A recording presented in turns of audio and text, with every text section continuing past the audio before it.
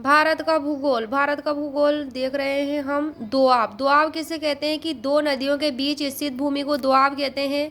For example बिस्त Doab, इसमें आती है व्यास सतलज नदी। बारी दोआब, इसमें व्यास रावी नदी। रचना दोआब, रावी चेनाब नदी। चज दोआब, चेनाब झेलम नदी। सिंधु सागर दोआब, झेलम चेनाब और सिंध नदी। भारतीय मरुस्थल 25 सेंटीमीटर वार्षिक वर्षा या उससे कम वर्षा वाले क्षेत्र को मरुस्थल की श्रेणी में रखा जाता है। थार के मरुस्थल का अधिकांश भाग राजस्थान में स्थित है, परंतु कुछ भाग हरियाणा, पंजाब और गुजरात प्रांत में भी फैला हुआ है। ढाल के आधार पर मरुस्थल को मुख्यतः दो भागों में बांटा गया है। उत्तरी भाग जिसका ढाल पाकिस्तान में सिंध की तरफ है, सिंध प्रांत की तरफ, और दक्षिणी भाग जिसका ढाल कच्छ के रण की तरफ है, गुजरात में।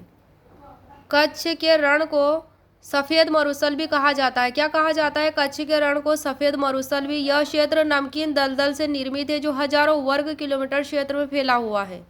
इस क्षेत्र की अधिकांश नदियों में केवल वर्षा के मौसम में ही जल पाया जाता है। अधिकांश नदियां अंतःस्थलीय प्रवाह प्रतिरूप का उदाहरण है। लूनी इस क्षेत्र की प्रमुख नदी है। कौन से? कच्छ के रण की तरफ की।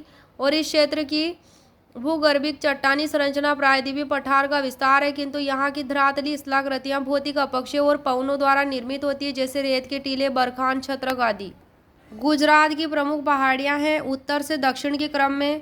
पहले क्रम में आती है कच्छ पहाड़ी, दूसरे में मांडव पहाड़ी, तीसरी बरदा पहाड़ी, चौथी आती है गिरनार और पाँचवें नंबर पर सबसे दक्षिण क्रम में आती है गिर पहाड़ी। ये है गुजरात की प्रमुख पहाड़ियाँ।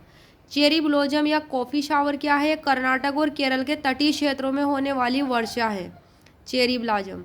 और बारदोली छीड़ा क्या होता है? असम के मैदान में तीव्र झंझावात के साथ जो वर्षा होती है वो बारदोली छीड़ा कहलाती है। कहाँ होती है? असम के मैदान में।